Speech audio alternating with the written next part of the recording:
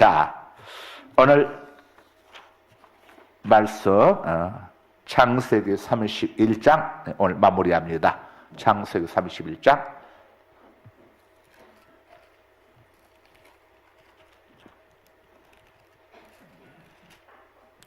43절에서 55절까지 우리 김선주 집사님이 봉독해 주십니다. 라반이 야곱에게 대답하여 이르되 딸들은 내 딸들이요 자식들은 내 자식이요 양떼는 내 양떼요 내가 보이는 것은 다 내 것이라. 내가 오늘 내 딸들과 그들이 낳은 자식들에게 무엇을 하겠느냐. 이제 오라. 나와 내가 언약을 맺고 그곳으로 너와 나 사이에 증거를 삼을 것이니라. 이에 야곱이 돌을 가져다가 기둥을 세우고 또 그 형제들에게 돌을 모으라 하니 그들이 돌을 가져다가 무더기를 이루매 우리가 거기 무더기 곁에서 먹고 라반은 그것을 여갈 사하두다라 불렀고 야곱은 그것을 갈레앗이라 불렀으니 라반의 말에 오늘 이 무더기가 너와 나 사이에 증거가 된다 하였으므로 그 이름을 갈레앗이라 불렀으며 또 미스바라 하였으니 이는 그의 말에 우리가 서로 떠나 있을 때에 여호와께서 나와 너 사이를 살피시옵소서 함이라. 만일 내가 내 딸들을 박대하거나 내 딸들 외에 다른 아내들을 맞이하면 우리와 함께할 사람은 없어도 보라 하나님이 나와 너 방송실 조명 증인이 되시니라 함이었더라. 라반이 또 야곱에게 이르되 내가 나와 너 사이에 둔 이 무더기를 보라. 또 이 기둥을 보라. 이 무더기가 증거가 되고 이 기둥이 증거가 되나니 내가 이 무더기를 넘어 내게로 가서 해하지 않을 것이요 내가 이 무더기 이 기둥을 넘어 내게로 와서 해하지 아니할 것이라. 아브라함의 하나님 나홀의 하나님 그들의 조상의 하나님은 우리 사이에 판단하옵소서 하매 야곱이 그의 아버지 이삭을 경외하는 일을 가리켜 맹세하고 야곱이 또 산에서 제사를 드리고 형제들을 불러 떡을 먹이니 그들이 떡을 먹고 산에서 밤을 지내고 라반이 아침에 일찍이 일어나 손자들과 딸들에게 입맞추며 그들에게 축복하고 떠나 고향으로 돌아갔더라. 아멘. 아멘. 자, 오늘 31장 마치도록 하겠습니다. 6번으로 들어갑니다. 6번으로 들어갑니다.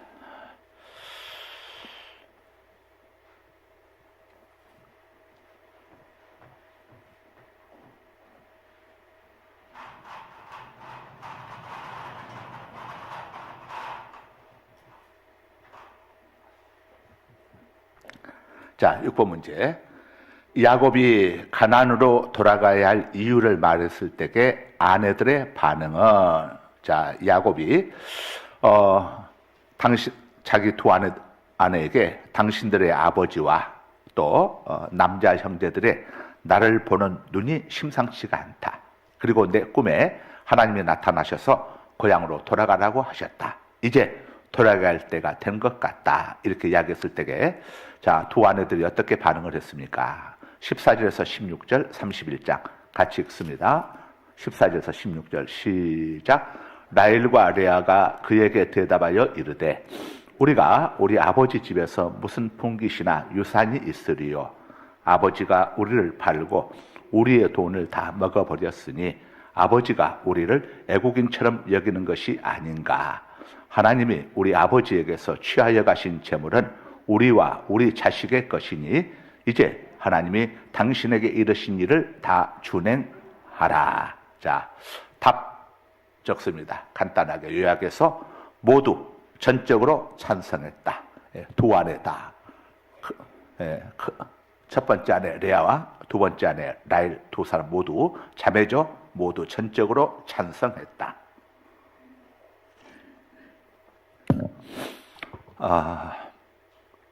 우리가 이걸 통해서 뭘 알 수 있느냐 하면은 하나님께서 야곱을 가나안으로 인도하시기 위해서 환경은 물론 사람의 마음까지 주관하시고 섭리하신다는 사실을 보여주고 있습니다. 만약에 그 장인 라반과 또 자기 그 처남들이 야곱에게 계속 잘해주고 이렇게 했다고 한다면은 떠나기가 쉽지 않았겠죠. 두 아내도 역시 아니 우리 아버지가 이렇게 잘해주고 우리 형제들이 이렇게 잘해주는데 왜 굳이 형님이 당신을 죽이려고 기다리고 있는 그 땅으로 가려고 하느냐 하면서 반대할 수가 있었겠죠. 그런데 이 메소포타미아, 파다나라, 하란 땅을 떠나지 않으면 안 되도록 자, 이 장인과 처남들의 야곱을 보는 눈길이 다르고, 그 다음에 또 하나님께서 꿈에 나타나셔가지고 이렇게 알려주었습니다. 예. 환경, 사람의 마음만 하나님이 주관하시는 게 아니고 환경도 주관하신다는 것을 우리에게 보여주고 있습니다. 그런 하나님께서 이렇게 이끌어 가시는 환경에 대해서 우리는 잘 이것을 하나님의 뜻을 간파하고 순종할 수 있어야 하는 거죠. 그래서 믿음은 하나님 말씀에 대한 순종과 함께 주어진 상황에 대한 순종이다. 여러분들이 기도했을 때에 거기에 대해서 응답이 오지 않을 때는 기다리라는 사인입니다. 요셉이 감옥 속에서 얼마나 하나님 앞에 부르짖었겠습니까? 그런데 하나님이 응답이 없어요. 하나님, 술 맡은 관원장 저를 생각나게 해주셔서 꼭 이곳으로 저를 찾아와서 좀 저를 이 감옥에서 나갈 수 있게 해주세요. 아마 뭐 성경에다 기록되지 않았겠지만은 야곱이 엄청 기대했겠죠. 그런데 만 2년 동안 한 번도 찾아온 적이 없었습니다. 하나님이 응답을 하지 않으신 것이 아니라 그 술 맡은 관원장이 찾아와서 요셉을 감옥에서 석방시켜주는 것이 하나님의 뜻이 아니시기 때문에 더 좋은 내일을 하나님께서 준비하고 있었기 때문에 하나님께서 응답하지 않으신 거죠. 그래서 여러분들 하나님 앞에 기도는 하되 주어진 상황에 대해서는 믿음으로 순종하는 겁니다. 절대 서두르지 말고 인위적으로 움직이게 되면 항상 후유증이 있습니다. 인위적으로 하면 안 됩니다. 하나님을 신뢰하고 하나님께 맡기고 기다리는 겁니다. 너희가 선을 행하되 낙심하지 말지니 중도에 포기하지 아니하면 때가 이름에 거두리라. 때가 이름에 하나님의 때, 하나님이 움직이셔야 합니다. 내가 움직이면 안 돼. 하나님이 움직이셔서 이스라엘 백성들이 기원전 1446년 정월 1월 종교력으로 1월 15일 새벽에 애굽 땅 람셋에서 이렇게 이제 출발하지 않았습니까? 하나님의 때가 되어서 모세를 보내가지고 애굽 왕이 가도록 했단 말이에요. 애굽 백성들이 자기들 장자가 죽으니까 히브리인들을 붙들고 있다가는 우리 다 죽는다. 빨리 보내야 합니다. 그래서 보내니까 그들 모두가 합법적으로 한 사람의 낙오자나 부상자도 없이 전부 나올 수 있었어요. 이게 하나님의 때입니다. 이 하나님의 때가 아닐 때 만약에 모세가 애굽의 왕되었다고 해가지고 칼과 뭐 창 이런 거 준비해가지고 거기서 봉기를 했다면 어떻게 됐겠어요? 수많은 사상자가 발생했겠죠. 그래서 하나님의 방법으로 하게 되면 절대 후유증이 없다. 후회가 없다. 하나님의 방법이 뭡니까? 우리 성도들에게 있어서 가장 편하고 쉬운 하나님의 방법이 뭐죠? 기도로 하는 겁니다. 기도하는 것. 하나님 말씀에 대한 순종이죠. 기도가 하나님 말씀에 대한 순종인 겁니다. 너는 내게 부르짖으라. 내가 내게 응답하겠고 내가 알지 못하는 크고 은밀한 일을 보여주겠다. 자, 하나님 말씀에 순종해서 우리는 기도하고 하나님 말씀 앞에 순종해서 전도하고 하나님 말씀 앞에 순종해서 하나님 앞에 나와서 예배하고. 자, 모든 것은 하나님의 말씀 앞에 순종하는 것으로 성경 신구약 66권을 한 문장으로 정리하라. 그러면 하나님 말씀에 순종하면 삽니다. 이렇게 정리할 수가 있는 거예요. 하나님 말씀 앞에 순종하면 사는 거예요.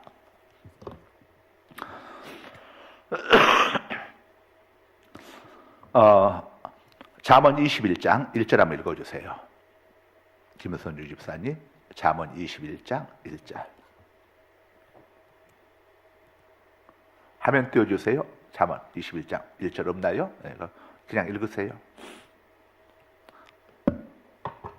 왕의 마음이 여호와의 손에 있으며 보의 물과 같아서 저수지의 물과 같아서 여호와께서 왕의 마음을 임으로 마음대로 좌지우지 하시는도다. 사람의 마음이 누구에게 있다고요? 하나님께. 그래서 직장에 취업하기 전에도 꼭 하나님 앞에 기도하고 하나님 오늘 면접을 잘 보게 해주세요. 기도해야어. 그래야 면접관 마음을 하나님이 움직여 주시는 거예요.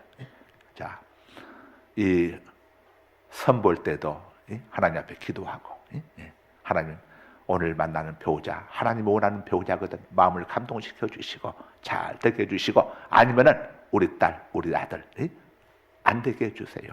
하나님 앞에 기도하고 우리가 해야죠. 자, 다음에 7번 들어갑니다. 7번.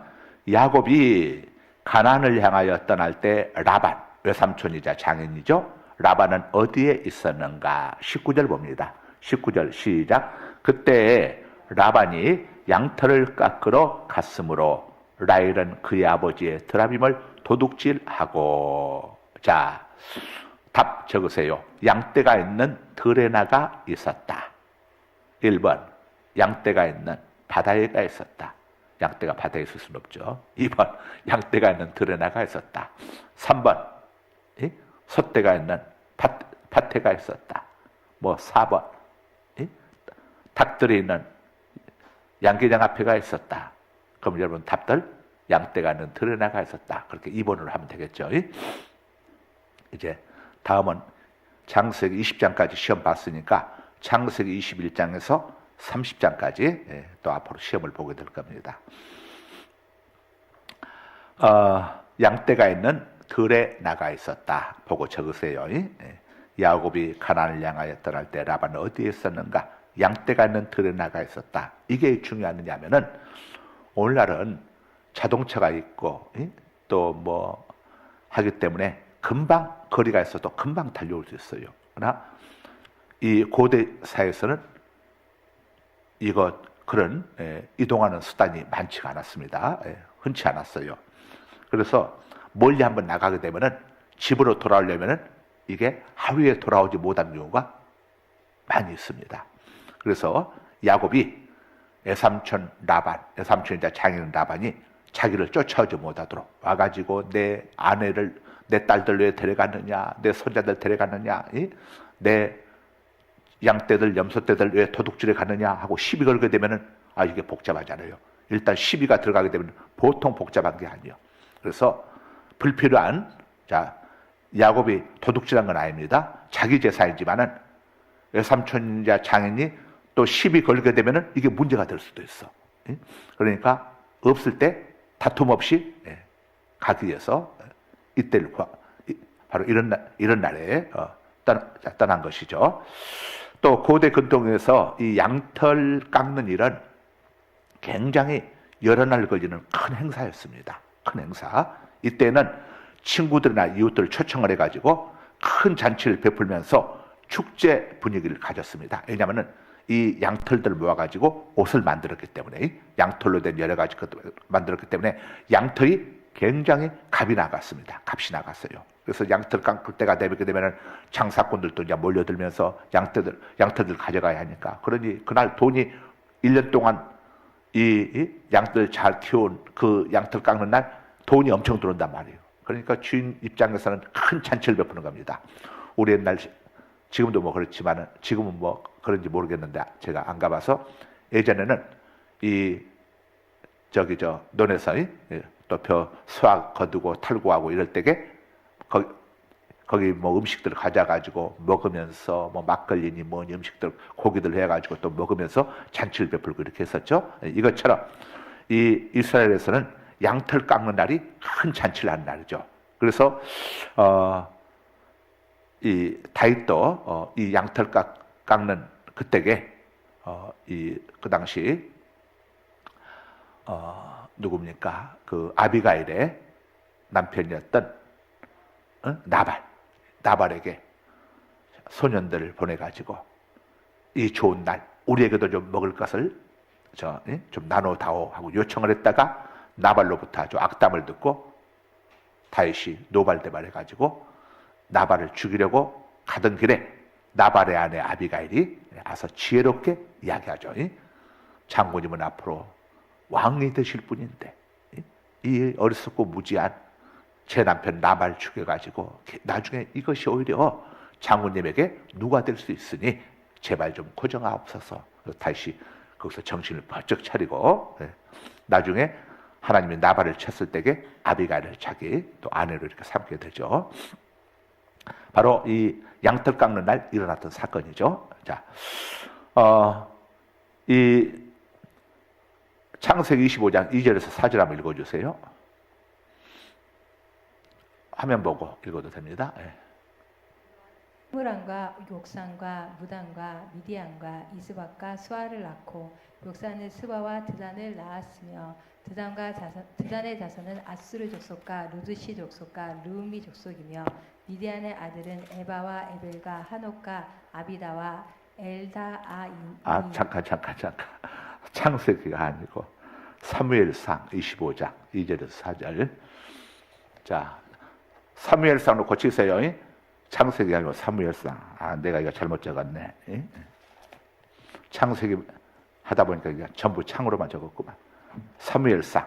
자, 제가 읽어드릴게요. 마온에 우리 김선우 집사님 찾으세요. 451쪽 찾아도 됩니다. 찾으세요. 451페이지 구약성경 451페이지에 있어요. 사무엘상 25장 2절에서 4절. 한 사람이 있는데 그의 생업이 갈멜에 있고 심히 부하여 양이 3,000마리요 염소가 1,000마리이므로 그가 갈멜에서 그의 양털을 깎고 있었으니 그 사람의 이름은 나발이요 그의 아내의 이름은 아비가일이라. 그 여자는 총명하고 용모가 아름다우나 남자는 완고하고 행실이 악하며 그는 갈렙 족속이었더라. 다윗이 나발이 자기 양털을 깎는다 함을 광야에서 들은지라. 네, 자, 바로 이 양털 깎는 날이 큰 잔치를 베푸는 날이었고, 자, 이때 바로 다윗이 소년들을 보내가지고 먹을 것을 요구했다가 이 아비가일의 남편인 나발로부터 큰 수모를 당하고 하나님이 대신 나발을 치셨죠. 이만큼 양털 깎는 날이 고대 근동에서는 큰 잔치였습니다. 큰 잔치. 그래서 거기 한번 가면은 하루로 끝내지 않았어요. 보통 이스라엘은 혼인잔치를 7일씩 하지 않았습니까? 우리 요한복음에도 보게 되면 예수님이 가나 혼인잔치가 7일씩이나 계속되다 보니까 중간에 포도주가 떨어져가지고 이 혼인잔치집에 낭패스러운 일이 일어나게 되었는데, 그때 예수님이 물로 포도주를 만들어가지고 흥에 깨어진 잔치집의 흥을 다시 돋우어 주었죠. 자, 그러니까 야곱은 이 양떼가 들여나가서 양털 깎는 일을 열흘을 하게 되기 때문에 이때를 이용을 해가지고 자, 애삼촌 이자 장인은 몰래 도망을 친 겁니다. 8번 들어갑니다. 8번 문제 시작. 자, 19절 라헬이 아비 집을 떠날 때에 무엇을 훔쳤습니까? 19절에 다시 한번 읽습니다. 시작.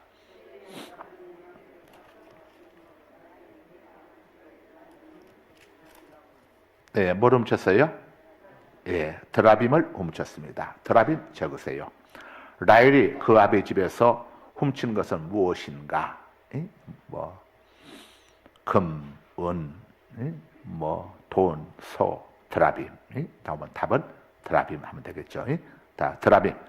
자, 이 드라빔은 사람의 형상을 닮은 조그만 우상입니다. 조그만 우상. 가정의 수호신으로 숭배가 되었다고 그래요. 은 또는 나무로 이걸 만들었다고 합니다. 이것으로 또 점을 치기도 했다고 그래요. 그러니까 이게 좀 문제가 있는 것이죠. 점을 치는 데 사용하고 하는 거. 여러분, 점을 치는 거, 이런 점수사들 쫓아다니고 하는 거 절대 우리 그리스도인들은 해서 안 됩니다. 이거 사람 망하게 하는 겁니다. 절대 여러분들 점 치는 거 하지 마세요. 한번 이 점 치는 데 빠지게 되면은 계속 쫓아다니게 됩니다. 이거 큰 문제가 날 수 있습니다. 또한 이 드라빔은 재산 상속권의 증표로도 사용됐다고 합니다. 마치 집문서와 같은 것이었죠. 옛날에, 요즘은 뭐 등기 잃어버려도 다시 또 발급하면 되지만은, 옛날에는 집문서 잊어버리거나 토지문서 잃어버리게 되면 큰일 나는 겁니다. 그래서 집문서와 토지문서들을 아주 보관들 철저히 하지 않았습니까? 라반이 야곱을 뒤쫓아서 드라빔을 찾은 이유도 주석에 보니까 그것이 재산과 관계된 것이기 때문에 그렇게 한 것이다. 이렇게 주석에 이야기하고 있습니다. 또 이것만이 아니라 여성들의 특징이 점치는 것 이런 것에 대해서 굉장히 약하잖아요. 이런 데 관심이 많지 않습니까? 아마 어쩌면은 라헬은 이걸 점을 치는 데 쓰기 위해서 이걸 또 가져왔을 수도 있습니다. 나중에 그때 야곱이 만약에 우리 중에 이것을 훔쳐간 사람이 있다면은 내가 그를 죽일 것이다. 있다면은 내 삼촌이 그를 죽여도 좋다. 이렇게 이야기했었는데 결국 찾지 못하고 돌아갔지만은 그 라헬이 둘째 아들 베냐민을 낳다가 산고로 해산하는 과정 속에서 곧 결국 죽고 말지 않습니까? 물론 뭐 야곱이 그런 이야기를 했던 것도 한 이유가 될 수 있지만은 이 드라빔을 훔치고 나온 이런 것들이 참 하나님 보시기에 좋았을 일은 없었겠죠. 인간의 생사는 하나님 손에 달려있는 법인데. 자, 9번입니다. 9번. 문제 띄워주세요. 라반이 야곱을 추격하여 만난 때는, 자, 출발한 후, 야곱이 집을 출발한 후 며칠 만인가, 자, 라반이 이제 들여서 양털 깎는 일을 하다가 소문을 들었던 것 같아요. 이야기를. 당신의 사이 야곱이 전부 식소들 거느리고 떠나버렸다고 하는 이야기를 아마 들었겠죠. 그래가지고, 자, 그래서 이 라반이 그 이야기를 듣고 분노가 일어났겠죠. 인사마다 안 하고 떠나다니. 항상, 인사마다 안 하고 떠나다니. 더구나 내 두 딸과 두 시녀들과 내가 준 두 딸과 두 시녀들, 그들 통해서 낳은 손자, 손녀들 다 데리고 나도 모르게 떠나다니. 아마 어떤 배신에 대한 분노감 같은 것이 일어났겠죠. 그래가지고, 자, 추격을 시작을 했습니다. 근데, 추격을 해가지고, 며칠째 되는 날에 만났느냐. 야곱은 이제 아내들하고 또 아이들하고 움직이니까 빨리 갈 수가 없죠. 빨리 걸을 수가 없습니다. 뭐 요즘처럼 차가 있으면 차 안에 전부 타가지고 막 샹 가버리면 절대 추격 못 했겠지만 그 시절에는. 그런데 이 라반은 보니까 말을 타고 쫓아갔던 것 같아요. 추격을 했습니다. 22절에서 23절 함께 읽습니다. 시작. 3일 만에 야곱이 도망하는 것이 라반에게 들린지라. 라반이 며칠 만에 알게 된 겁니까? 도망치고 3일 만에 들렸다고 그랬어요. 집으로 돌아온 게 아니라 누군가 와서 알려준 거예요. 아마 자기 아들들이 누가 와서 이야기해 줬는지 종들이 이야기해 줬는지 모르겠지만, 자, 들었습니다. 그 다음에 23절 시작. 라반이 그의 형제를 거느리고 7일 길을 쫓아가 길앗산에서 그에게 이르렀더니, 길앗산에서 드디어 야곱을 만나게 됩니다. 추격해가지고. 답 적으세요. 라반이 야곱을 추격하여 만난 때는 야곱이 출발한 후 며칠 만인가? 자, 10일 만입니다. 3일 만에 야곱이 도망한 것이 라반에게 들렸고, 라반이 자기 형제들을 거느리고 며칠 길을 쫓아갔습니까? 7일 길을 쫓아갔죠. 그러니까 며칠째 되는 날 만나게 된 겁니까? 열흘째, 10일째 되는 날. 그냥 사이고 딸들이니까 가만 그냥 가라고 놔두면 될 것을 얼마나 라반이 분개했는지. 세상에 남도 아니고 사이고 딸이고 한데 추격을 했어요. 10일째 된 날. 야, 가장 큰 이유가 뭐겠습니까? 양과 염소 때문이죠. 물질 때문이죠. 물질. 돈 앞에만 서게 되면, 그대 앞에만 서면 왜 나는 초라해지고 작아지는가? 물질 앞에만 서고 권력 앞에만 서게 되면, 물질 앞에 서고 권력 앞에 서고, 요즘은 이념 앞에만 서게 되면은 사람들이 이상해져요. 보수와 진보, 좌파와 우파, 이념 앞에만 서면요, 와, 사람들이 완전히 달라져 버립니다. 우리 신자, 오늘날 우리 이 땅에서의 우상이 뭐냐? 제가 볼 때에 지금 대한민국의 가장 큰 우상은 이념입니다. 이념. 좌파냐 우파냐, 보수냐 진보냐, 이게 지금 대한민국의 제일 큰 우상입니다. 이거 뛰어넘느냐 뛰어넘지 못하느냐가 진짜 신자냐 가짜 신자냐, 이게 이제 여기서 나오게 되는 거예요. 신앙, 여러분, 하나님의 말씀은 보수, 진보, 이념은 다 인간에게서 나온 겁니다. 하나님의 말씀은 하나님께로부터 온 것이에요. 하나님의 말씀으로 이것들을 뛰어넘지 못하게 되면 전부 보수, 진보라고 하는 우상에게 매여버립니다. 우상숭배 무섭잖아요. 무섭습니다. 한 동족임에도 불구하고 이념 때문에 1950년 저 북한 김일성이가 자기 한 동족인 우리 대한민국을, 우리 동족들을 죽이려고 탱크들 앞세우고 이거 하지 않습니까? 이념 앞에 피가 상관이 없는 겁니다. 그 일자에서 함께 일자에서 정말 대한민국의 해방을 위해서 했던 그런 건 전부 상관없어요. 공산주의 나라를 만들기 위해서. 사상이 이렇게 무섭습니다. 사상이 이렇게 무서워요. 정말 여러분 이거 기억하세요. 일제하에서 많은 순교자들이 있었지만 그러나 교회는 건재했습니다. 물론 일부 교회들이 좀 저기한 것도 있었지만요, 신앙생활은 할 수 있었어요. 그런데 북한에서 오늘날 신앙생활 할 수 있습니까? 없어. 교회가 없어, 북한은. 완전히 씨를 말려버렸어. 일제 36년 동안에 순교한 순교자들보다 6.25 3년 동안에 순교한 분들이 훨씬 많아. 그리고 지금 북한에 기독교가 있습니까? 전부 아우제 탄광, 요독 수용소로 보내버렸어. 대한민국이 공산화가 되면은 신앙생활 할 수 있습니까? 여러분, 지금 이 많은 분들이 제가 볼 때는 이제 막 요즘 막 태극기 부대라고 해가지고 이렇게 하시는 분들이 그런 걱정들 많이 하시는 것 같아. 혹시 우리 대한민국이 그런 나라가 되어질까? 물론 그건 이제 너무 오버하는 것이지만은 쉽게 그렇게 되지 않습니다. 우리 국민들의 의식 수준이요, 그걸 용납하지 않습니다. 너무 지나친 과민성 저기는 이거 우리가 조금 자제할 필요가 있습니다.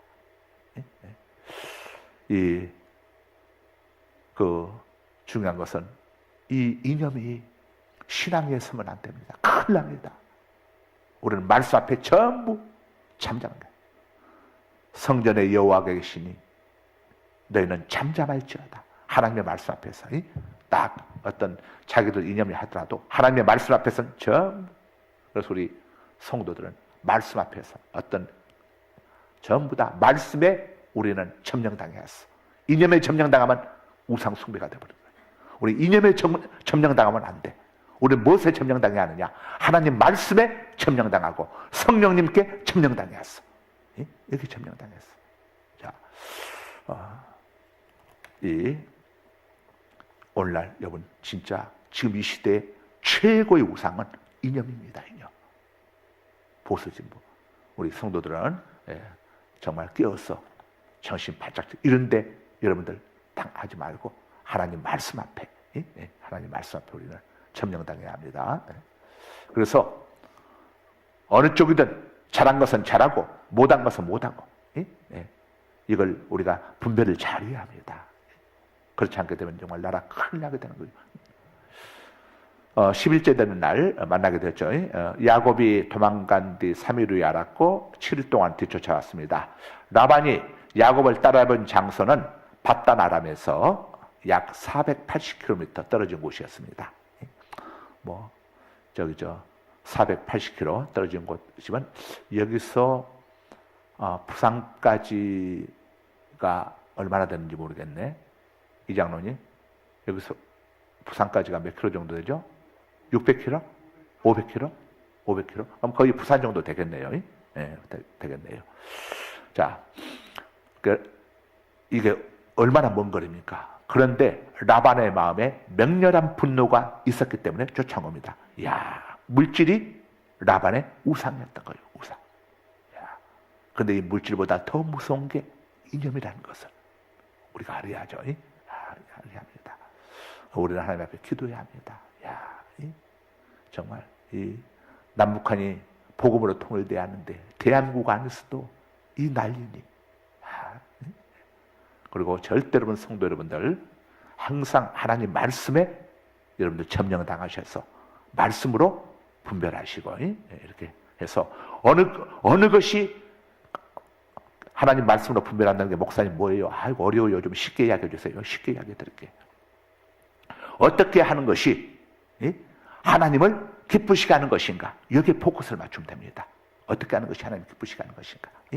우리나라가 어떤 나라가 되는 것이 하나님을 기쁘시게 하는 나라가 될 것인가? 여기 우리가 포커스를 맞춰야죠. 여기 포커스를. 우리 대한민국은요, 미국, 일본 해양 세력들을 가까이 해야 합니다. 자유민주주의 나라 아닙니까? 러시아나 중국, 북한은요, 공산주의고 하나님을 대적한 나라들입니다. 그런 나라들을 가까이 하면 하나님이 기뻐하시겠습니까? 사람도 내가 좋아하는 사람하고 가까이 하는 사람에 대해서 괜찮은데 내가 싫어하고 불편한 사람을 내 가족이나 누가 가까이 하게 되면요, 여러분 좋습니까? 싫어요. 싫어. 그래서 고라와 다단과 또 온 아비람 하나님께서 땅을 가르시고 하지 않습니까? 하나님이 싫어하는 사람들끼리 당을 지어가지고 하니까 하나님이 그런 징계를 해버린 겁니다. 우리는 여러분 우리 대한민국은요, 미국, 일본은 옛날의 일제가 아닙니다. 지금 일본이 여러분 우리 일본에 한번 갔다 온 젊은 청년들 이야기 들어보세요. 다 좋다고 합니다. 왜냐? 우선 친절하고 우리 한국들에서 우회적이고 자유롭습니다. 일본에는 우리 선교사님들이요 공통적으로 하는 얘기가 뭐라고 하느냐?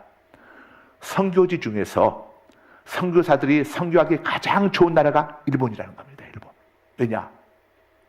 의료시설이고 뭐고 너무 대우를 잘해준다는 거예요. 우리 협력 선교사는 우리 동경에 있는 비전교회 안재호 선교사님도 일본에서요 우리로 맞으면은 임대 아파트를 받아가지고 전에 임대 아파트 안 있었을 때는 한 달에 그 비용으로 200만 원씩인가 냈어요. 집세만. 근데 지금은 20만 원 정도밖에 안 돼요. 선교사에게 임대 아파트를 해주는 나라가 일본이요. 그리고 선교사들 비자를 다 짧게 안 해줍니다. 길게 주면서 잘 해줍니다. 잘 해줘요. 예? 우리는 과거를 너무 따지면 안 돼요. 우리 기독교는 여러분 오라 우리가 서로 변론하자. 너희 죄가 주홍 같을지라도 내 교회면 양털같이 희게 될 것이고 진홍 같을지라도 자 눈과 같이 희게 될 것이라고 했는데 십자가 우편의 강도 보세요. 우리의 시각으로 보게 되면은 너 십자가 우편의 강도 너 조금 전까지만 해도 예수님 앞에 악담 퍼붓고 강도한 너는 널 기억해 달라고? 여러분 지금 우리 사회에 이런 마인드 같으면은 십자가 우편의 강도는 죽었다 깨어나도 구원 못 받습니다.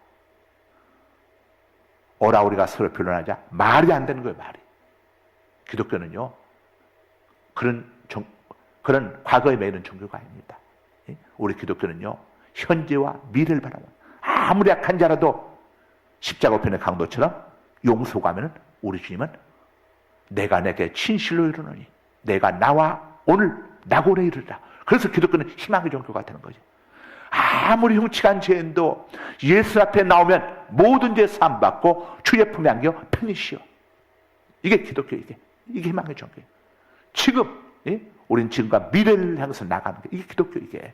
그런데 과거의 것을 자꾸 파내고 저기하고 하게 되면 여러분 부부간에도 과거의 것들 어떤 것들 맨날 부부가 서로 그 파내기 시작하면은 이게 가정이 어떻게 되겠어요? 한번 생각해 보세요. 가정이 어떻게 되겠냐고.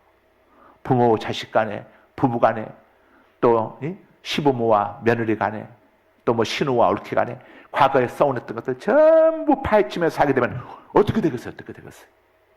이거 어떻게 되겠습니까? 사랑은 모든 것을 덮어주고 감싸는 거죠. 좀 하는데 여러분 미국이 정말 좋은 나라입니다. 우리한테는 고마운 나라고 미국이 없었다면요 오늘날의 대한민국 여기까지 오지 못했습니다. 구세련도 당시 미국만큼 힘이 있었지만 북한에 대해서 미국이 우리를 도와준 것처럼 도와줬습니까?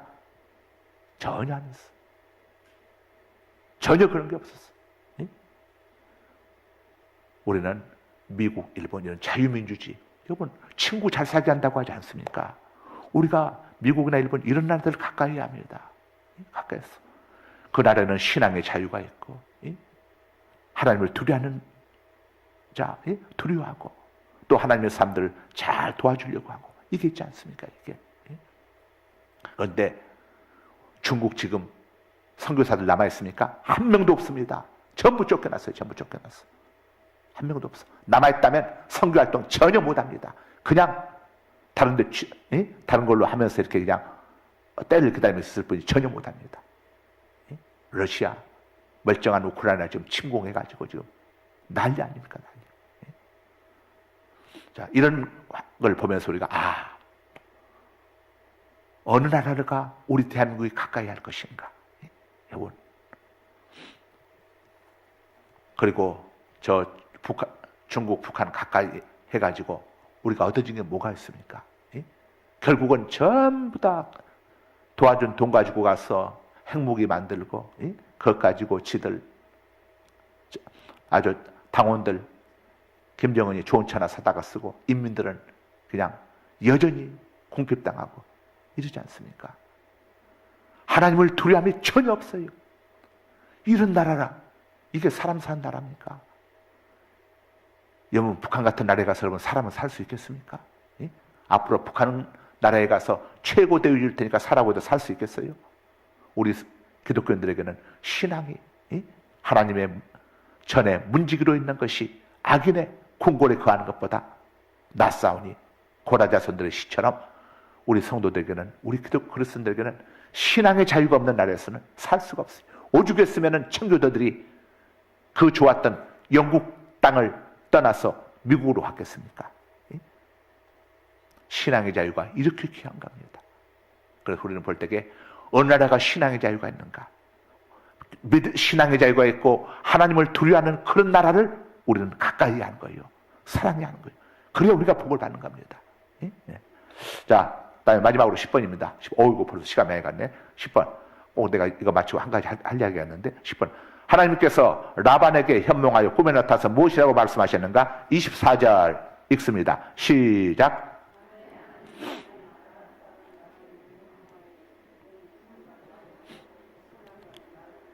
예, 답 적으세요. 야곱에게 선악간에 말하지 말라. 예, 선악간에 말하지 말라고 하는 말은 야곱에게 어떤 욕설이나 포악한 행동, 해를 가지 말라 이런 겁니다. 아니? 너 야곱 쫓아왔는데 너 만약 야곱한테 야곱 몸에 너 손 하나만 대면 내가 너 가만 안 놔둘 거야. 이런 의미입니다. 뭔 말인지 알겠죠? 너 우리 아들한테 우리 딸한테 손 하나만 대면 나쁜 말 한마디만 하면 내가 가만 안 있을 거야. 이런 의미입니다. 이런 의미. 야, 하나님이 야곱을 얼마나 보여주시는가. 허물 많은 야곱이지만은 하나님을 경외하고 하나님의 복을 사모하는 야곱이었기 때문에 하나님께서 인간적인 허물을 떠나서 이렇게 복을 주시는 겁니다. 쭉 복을 주시는 거죠. 기도합시다. 거룩하신 아버지 감사합니다. 오늘 창세기 31장을 또 이렇게 마치게 되었습니다. 창세기 31장을 통해서 하나님이 하나님의 사람 야곱의 허물과 부족함에도 불구하고 얼마나 야곱을 사랑하시고 보호하시며 지켜주시는지, 하나님께서 허물 많고 부족한 저희들을 이렇게 야곱처럼 지켜주시고 사랑하신다는 사실을 우리 삶의 현장 속에서 경험하게 해주심을 감사드립니다. 거룩하신 우리 아버지, 나라가 어지럽고 사회가 이런 또 정치적인 혼란을 틈타서 보이스 피싱 등 또 잡범들의 행태가 날로 기승을 부리고 있습니다. 행여라도 우리 성도님들 가운데 이런 보이스 피싱 황충에 아버지 하나님이여 당하는 성도분들이 한 분도 없게 하여 주시고, 사고나 질병의 황충, 사기와 강도의 황충, 실직과 부도의 황충, 불안과 불건기의 황충이 우리 믿음의 식구들과 자녀들, 직장 사업장에 임하지 않도록 지켜주시고 보호하여 주옵소서. 아버지 하나님,